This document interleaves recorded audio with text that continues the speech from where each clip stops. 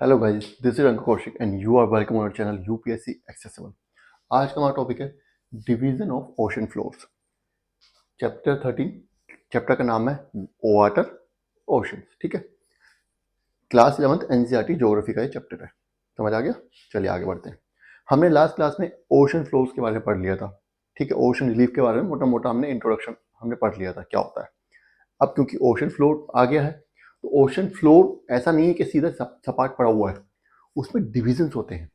हमने पढ़ा था कि जितनी ज़्यादा वैरायटी कहाँ पे लैंड पे है, उससे भी उतनी ज़्यादा वैरायटी और कॉम्प्लेक्सिटी सी के नीचे है, समुद्र के नीचे है। तो इसका मतलब उस ओशन फ्लोर पे जो वैरायटी है, जो वेरिएशंस है, जो कॉम्प्लेक्सिटी है, वो हमें पढ़नी चाहिए, है ना, पता होनी चाहिए। तो इसीलिए क्या है, ओशन फ्लोर को हमने डिवाइड किया 4 डिविजन्स में। पहला है कॉन्टिनेंटल शेल्फ, दूसरा है कॉन्टिनेंटल स्लोप, तीसरा डीप सी प्लेन और चौथा है ओशन डीप्स। ठीक है, नाम से पता चल रहा है कि ये दोनों जो हिस्से हैं ये कॉन्टिनेंट का ही पार्ट है, कॉन्टिनेंट का ही कुछ हिस्सा जो सी के अंदर पानी के नीचे अंदर दबा हुआ है। और ये जो नीचे का डीप ओशन प्लेट, ये तो कॉन्टिनेंटल क्रस्ट है ही, और ओशन डीप्स के बारे में भी बताऊंगा डिटेल में। ठीक है, आगे कह रहा है ये है major features, major divisions. These are four major divisions. Major division ये है, इनके अलावा कुछ माइनर डिविजन्स भी हैं। वो माइनर डिवीजन कौन कौन से? Beside these divisions there are also major and minor relief features. कुछ छोटे मोटे और भी हैं डिविजन्स। कौन कौन से हैं वो? In the ocean floor like ridges हैं, हिल्स हैं, सी माउंट्स हैं, ग्रोट्स हैं, ट्रेंचेस हैं, केओन्स एक्सेट्रा हैं। आज की हम क्लास में इन 4 के बारे में पढ़ने वाले हैं, मेजर डिविजन्स के बारे में। इसके बारे में हम अगली क्लास में पढ़ेंगे। जो अगला पार्ट है वो ये है। इन सब के बारे में अलग अलग एक 2 लाइनें इंसर्टें लिखी हुई हैं, सबके बारे में एक मैं आपको आइडिया दे दूंगा कौन क्या क्या होता है। ठीक है, सबसे पहले हम आ जाते हैं अपना कॉन्टिनेंटल शेल्फ पे। नाम से पता चल गया होगा कि ये कॉन्टिनेंट का ही हिस्सा है। देखो, पानी को नहीं पता कि कहाँ पे ओशनिक क्रस्ट खत्म हो रही है, कहाँ पे कॉन्टिनेंटल क्रस्ट स्टार्ट हो रही है। पानी को जहां तक उसको मिलेगा जगह, नीचे जमीन मिलेगी, वो वहां तक भर जाएगा। ठीक है, मान लो ये हमारा कॉन्टिनेंट है। ठीक है, इसका कुछ हिस्सा ऐसा है जो कि पानी के नीचे दब गया है। ये हमारी कॉन्टिनेंटल शेल्फ है। ये बेसिकली कॉन्टिनेंट का ही एक्सटेंशन है, ये कॉन्टिनेंट का ही पार्ट है। क्या कह रहा है ये? Continental shelf is extended margin of each continent. Her continent के मार्जिन पर पाया जाता है कॉन्टिनेंटल शेल्फ। कहीं ज्यादा होती है, कहीं कम होती है, कहीं छोटी होती है, कहीं बड़ी होती है, कहीं इसकी गहराई ज्यादा होती है, कहीं इसकी गहराई कम होती है, डिपेंडिंग ऑन द कॉन्टिनेंट के मार्जिन कैसा है वहां पे। ठीक है, occupied by relatively shallow seas and gulfs. यहाँ पे ज्यादातर क्या होती हैं? सीज होती हैं, शैलो सीज मतलब उथले सागर होते हैं। उथले का मतलब ये नहीं कि घुटने तक पानी है, उथले का मतलब ये नहीं है। उथले का मतलब ये है कि जो ओशन, जो बेसिक हमने पढ़ा था लास्ट क्लास में, हमने पढ़ा था कि मेजर जो ओशन जो फ्लोर है वो 3 से 6 किलोमीटर के बीच उसकी गहराई है। 3 से 6 किलोमीटर, किलोमीटर मतलब 3000 to 6000 किलोमीटर। तो उसके कंपैरिजन में इसकी गहराई कम होती है काफी। ये हजारों किलोमीटर नहीं होती, कुछ 100 फीट में ही होती है। बताऊंगा अभी, अभी बताने वाले हैं। ठीक है, तो जो शैलो सीज का रीजन होता है ये, और गल्फ वगैरह भी इसी रीजन में पाई जाती है। जैसे मान लो ये कॉन्टिनेंट है, ये कोई कॉन्टिनेंट है और ये कोई गल्फ है। यहाँ पे पानी अंदर घुसा हुआ है, घुसा हुआ ना, तो ये सब कॉन्टिनेंट का ही तो हिस्सा है। कॉन्टिनेंट्स, ये सब कॉन्टिनेंट शेल्फ का ही हिस्सा है। ठीक है, और क्या होता है? शैलो सीज यहाँ पे मिलता है, ये मैंने बताई थी आपको। आगे कह रहा है it is shallowest part of the ocean. ये ओशन का शैलोएस्ट पार्ट होता है। ऑब्वियस सी बात है, जो नदी का किनारा होगा वहां पे सबसे कम पानी होगा, अंदर गहराई ज्यादा होगी। ऐसा होता है ना ज्यादातर। कूद मत जाना कि नदी का साइड वाला हिस्सा तो वही होगा, ऐसा नहीं होता, कभी कभी गहरा भी होता है।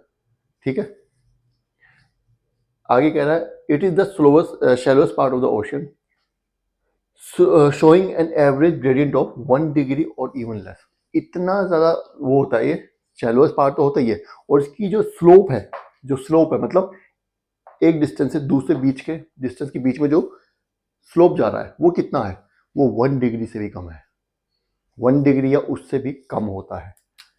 ये इसका एक कैरेक्टरिस्टिक है, याद रखना कि इसका स्लोप ग्रेडियंट जो है वो 1 डिग्री से भी कम होता है। एक पहले भी हम स्लोप ग्रेडियंट पढ़ चुके हैं। हम कहाँ पढ़ चुके हैं याद करके बताना, जियोमॉर्फिक प्रोसेसेस में पढ़ चुके हैं। ठीक है, चलो आगे देखते हैं।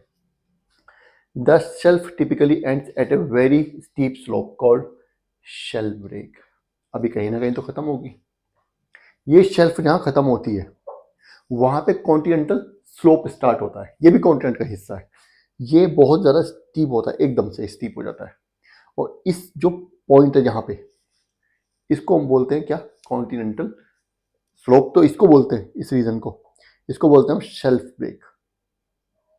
शेल्फ ब्रेक मतलब कॉन्टिनेंटल स्लोप यहाँ पे खत्म हो गया, कॉन्टिनेंटल शेल्फ यहाँ पे खत्म हो गई है, स्लोप स्टार्ट हो गया है। और क्योंकि स्लोप स्टार्ट हुआ है तो ग्रेडियंट, जो स्लोप ग्रेडियंट एकदम से बढ़ गया है, एकदम से बढ़ गया है, इसलिए इस रीजन को शेल्फ ब्रेक बोलते हैं। घर में देखा है ना, जहाँ रैंप होता है, जहाँ से गाड़ी चलाते हैं, एकदम से ऐसे है प्लेन, फिर एकदम से ऐसा आ जाता है, टिपर स्लोप आ जाता है। उसी तरीके से यहाँ पे होता है। यहाँ पे स्लोप 1 डिग्री है, यहाँ पे एकदम दुगना तिगना हो जाएगा, कई गुना ज़्यादा हो जाएगा। ठीक है, यहाँ तक समझ आ गया। चलिए आगे बढ़ते हैं।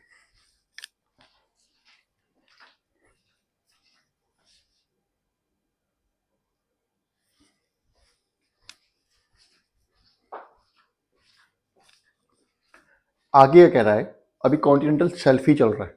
ठीक है, आगे बोल रहा है the width of continental shelf varies from one ocean to another. देखो, कॉन्टिनेंटल शेल्फ जो होती है उसकी विड्थ हमेशा एक जैसी नहीं होती, अलग अलग जगहों पे अलग अलग होती है, अलग अलग ओशंस में अलग अलग होती है।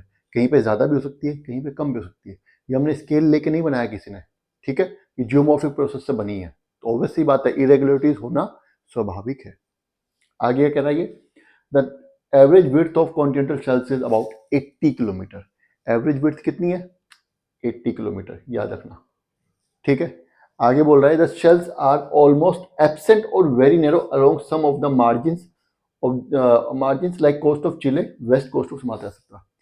कहता है देखो, कम ज़्यादा तो होती है, ठीक है, एवरेज 80 किलोमीटर वो भी ठीक है, लेकिन कुछ कोस्ट ऐसे हैं जहाँ पे एब्सेंट ही हैं, या इतनी पतली हैं, इतनी कम हैं कि वो ना के बराबर है। और इनका एग्जाम्पल क्या दिया है? कोस्ट ऑफ चिले और वेस्ट कोस्ट ऑफ सुमात्रा। यहाँ पे कॉन्टिनेंटल शेल्फ जो है वो लगभग सब जगह एब्सेंट ही है।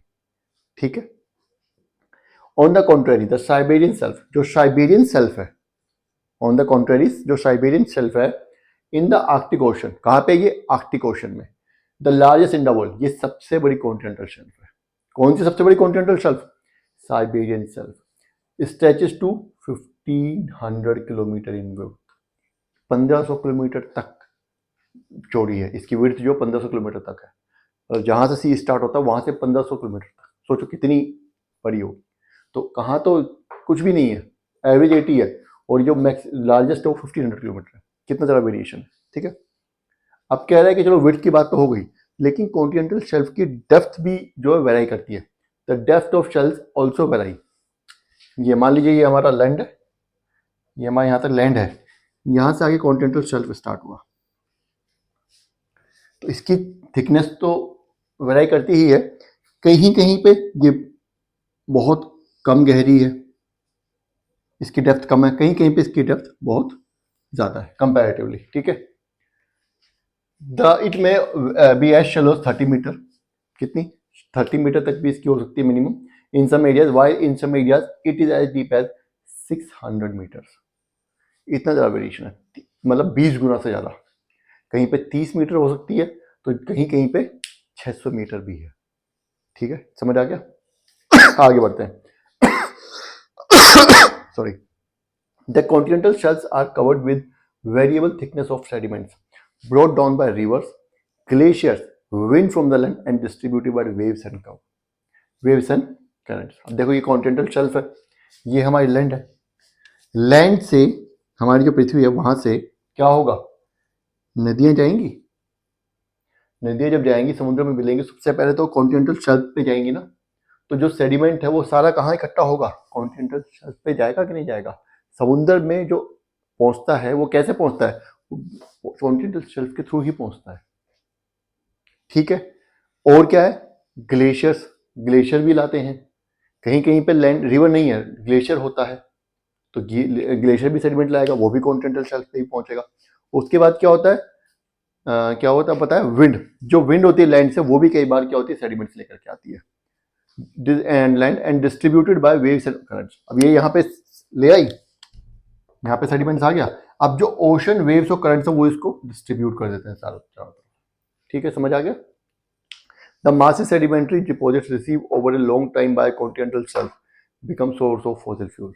कभी कभी क्या होता है, बहुत लंबे टाइम तक बहुत ज्यादा जब डिपोजिशन होता रहता है तो वो डिपोजिशन जो हमारा फॉसिल फ्यूल का सोर्स बनता है। ठीक है, समझ आया। कॉन्टिनेंटल शेल्फ खत्म हो गया, अब कॉन्टिनेंटल स्लोप की तरफ बढ़ते हैं।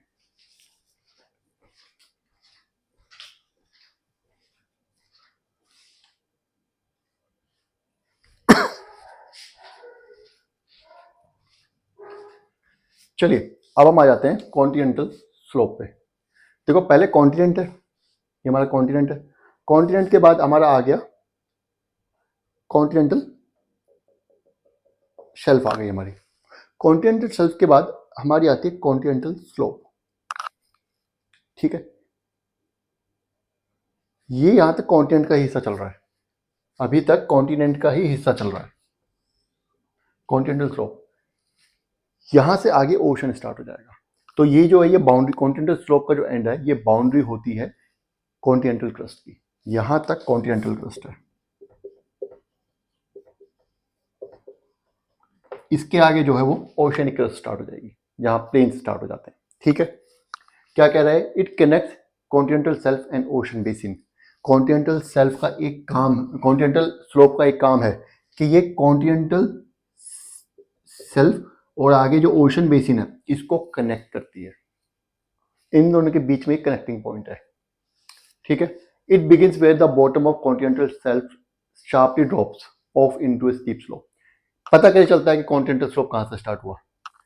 तो आप कॉन्टिनेंटल शेल्फ पे चल रहे हैं, देखो मैं आपको बता रहा हूं, कभी समुद्र में गए हो आप, समुद्र में जाओगे एकदम से गड्ढा नहीं आता, आप पानी में चलते जाओगे चलते जाओगे चलते जाओगे, धीरे धीरे धीरे पानी ऊपर आता रहेगा, आप नीचे जाते रहोगे।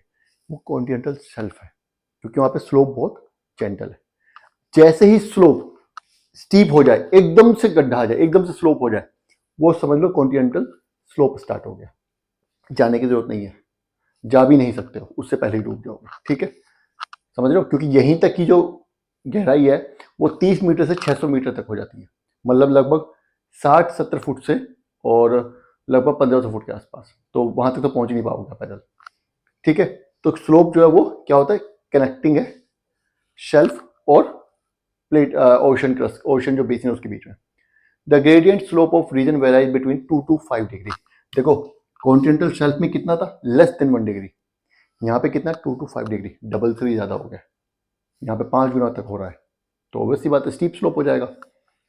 The depth of ocean slope, ठीक है, varies between 200 to 300 metres, 200 to, और इसकी डेप्थ कितनी हो जाती है, 200 to 3000 मीटर है, 3000 मीटर कितनी होती है कॉन्टिनेंटल स्लोप की डेप्थ, 200 to 3000 मीटर, एवरेज बता रहा है ये। ठीक है, या ये मत सोचना कि हर जगह इतनी ही होगी, ये डिपेंड करता है कि इसकी डेप्थ कितनी है शेल्फ की, अगर शेल्फ की डेप्थ ज्यादा है तो इसकी भी फिर ज्यादा हो जाएगी। The slope boundary indicates the end of continent, यहाँ पे कॉन्टिनेंट का एंड हो गया। The canyons and trenches are observe in this region, और इस रीजन में क्या मिलती है, यहाँ पे ओशन, मैं आपको फिर से बताता हूँ थोड़ा दोबारा बना करके, ये हमारा यहाँ से हमारी ये कॉन्टिनेंटल शेल्फ है, ये हमारा कॉन्टिनेंटल स्लोप स्टार्ट हो गया, आगे हमारा ओशन फ्लोर स्टार्ट हो गया। ठीक है, यहां पे क्या कह रहा है, इस रीजन में ट्रेंचेस और कैनियंस मिल जाती हैं कई बार। कैनियंस मतलब दर्रे, ट्रेंचेस मतलब खाई, खाई जैसे दर्रे या कुछ मिल जाते हैं। क्यों मिल जाते हैं पता है, पता है क्यों मिलते हैं, मतलब जरूरी नहीं यहीं पे मिले, थोड़ा आगे पीछे मिल सकते हैं।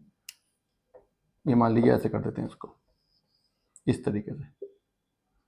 ठीक है, यहां पे कई बार वो मिला, क्यों, क्योंकि ये प्लेट बाउंड्री है, यहां पे प्लेट बाउंड्री है, और जब प्लेट बाउंड्री होगी और वो डाइवर्जेंट बाउंड्री अगर होगी, दो प्लेट्स, मान लो कॉन्टिनेंटल प्लेट है और ये हमारी ओशन प्लेट है, ये दोनों एक दूसरे दूर जा रही हैं, तो यहाँ पे ट्रेंच बनेगी, खाई बनती है कि नहीं बनती, बता चुका हूं मैं पहले प्लेट टेक्टोनिक्स में, तो इस वजह से यहाँ पे कई बार ट्रेंचेस मिलती हैं।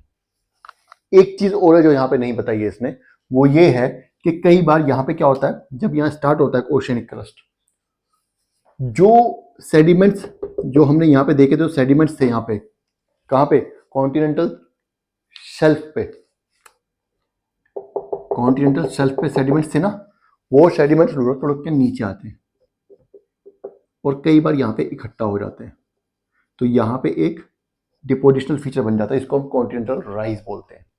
ठीक है, एनसीईआरटी में नहीं है, डायग्राम जो है आपका इसमें यहाँ पे दिया हुआ है, यहाँ पे दिया हुआ कॉन्टिनेंटल राइज, इसलिए ठीक है, वैसे इसलिए मैं आपको बता रहा हूँ, यहाँ पे इसको हम कॉन्टिनेंटल राइज बोलते हैं। यहाँ से समझ आ गया। आगे कह रहा है, अब आ जाते हैं डीप सी प्लेन पे, ये जो हमारा ये वाला प्लेन रीजन है, they are gently sloping areas of ocean plains. ये हमारे प्लेन्स जैसे धरती पे होते हैं वैसे ही होते हैं, बहुत कम स्लोप होता है इनका। These are flattest and smoothest region of the world. पूरी दुनिया में सबसे ज़्यादा फ्लैट रीजन यही है, सबसे ज़्यादा स्मूथ रीजन यही है। ठीक है, the depth vary between 3000 to 6000 metres. सबसे ज़्यादा यही है, जो ओशन का जो मेजोरिटी रीजन है वो सबसे ज़्यादा यही है। अभी हज़ारों किलोमीटर तक ऐसे प्लेन एरिया ही चलता रहेगा, ये यहाँ पर ख़त्म हो गएगा, ये ज़्यादा से ज़्यादा 20 किलोमीटर, 50 किलोमीटर, 1000-1500 किलोमीटर में ख़त्म हो जाएगी कॉन्टिनेंटल स्लोप। इसके बाद फिर क्या होगा, 1500 किलोमीटर तो कहीं कहीं है। ठीक है, उसके बाद जो होगा पूरे रीजन जो होगा वो यही चलता रहेगा, प्लेन कई कई हज़ार किलोमीटर तक चलता रहता है।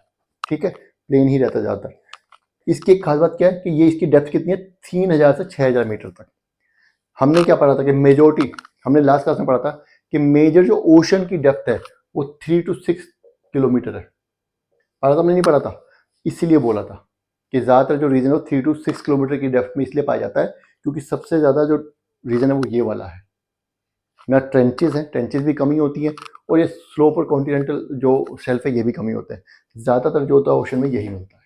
ठीक है, these plains are covered with fine grain sediments like clay and silt. और इन प्लेन्स में क्या मिलता है, सबसे ज़्यादा फाइन ग्रेन सेडिमेंट्स मिलते हैं, क्ले और सिल्ट जैसे। अब यहाँ पे मैं आपको दे रहा हूँ एक होमवर्क। ठीक है, यहाँ पे आपको एक होमवर्क है, क्ले और सिल्ट के बारे में मैं पहले बता चुका हूँ, वीडियो भी बना चुका हूँ, रील बना चुका हूँ। ठीक है, तो आपको कमेंट करना है कि क्ले और सिल्ट में क्या डिफरेंस होता है। ठीक है, ये आपको कमेंट करना है, समझ गए। चलिए अब हम आगे बढ़ते हैं।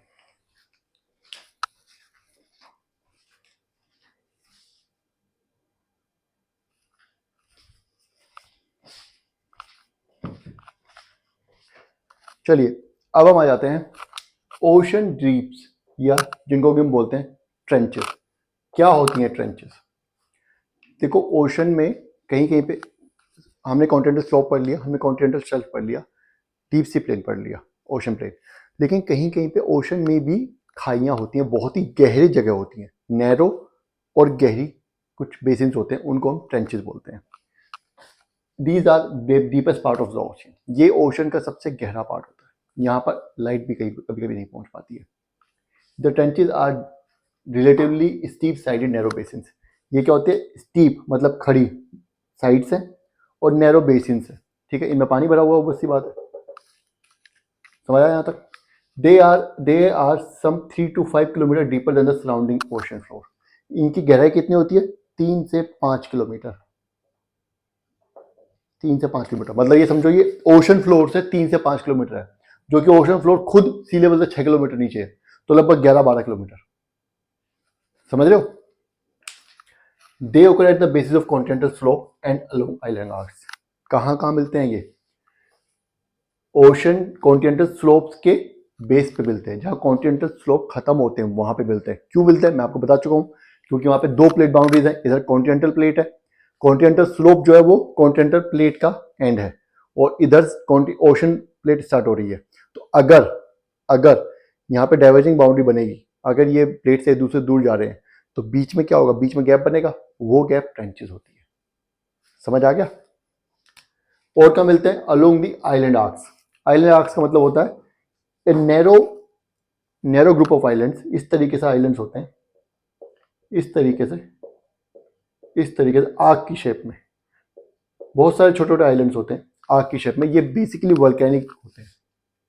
ठीक है, are associated with active volcanoes. और ये जो ट्रेंचेस होती हैं किससे एसोसिएटेड होती हैं, are associated with active volcanoes and strong earthquakes, और अर्थक्वेक्स भी स्ट्रॉन्ग ऑब्वियसली बात है, प्लेट बाउंड्री है तो स्ट्रॉन्ग तो होगी, वल्केनिज्म भी होगा और अर्थक्वेक भी होगा वहां पर, पढ़ चुके हैं सब हम पहले। That is why they are very significant study of plate movements. इसीलिए प्लेट मूवमेंट्स की स्टडी बहुत इंपॉर्टेंट है। क्यों? जब प्लेट बाउंड्री पे मिल रहा है, जो फीचर जो है लैंडफॉर्म जो है जो जो ज्योमॉर्फिक फीचर प्लेट बाउंड्री पे मिल रहा है, वो तो प्लेट मूवमेंट्स में इंपॉर्टेंट होगा ही होगा। ठीक है, आगे कह रहा है ये, as many as 75 deeps have been explored so far. अभी तक जो है कितने डीप्स हमें मिल चुके हैं, हमने एक्सप्लोर किए 57, not 75 sorry 57।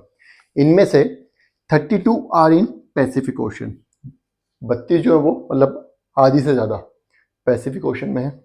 19 are in Atlantic ocean, 19 जो वो अटलांटिक ओशन में है, and 6 are in Indian Ocean. ठीक है, ये टॉपिक आपका यहाँ खत्म हो चुका है। अब आपका अगला टॉपिक स्टार्ट होने वाला है माइनर रिलीफ फीचर्स, जो मैंने अभी बताया था कि पढ़ेंगे आगे। तो ये हम नेक्स्ट क्लास में कवर करेंगे। तब तक आपको क्या करना है, तब तक आपको ये वीडियो देखनी है। कुछ समझ नहीं आया तो कमेंट कर दीजिएगा, मैं दोबारा बता दूंगा। बाकी अगर वीडियो पसंद आई है तो लाइक करना है और चैनल को सब्सक्राइब करना है। Thank you.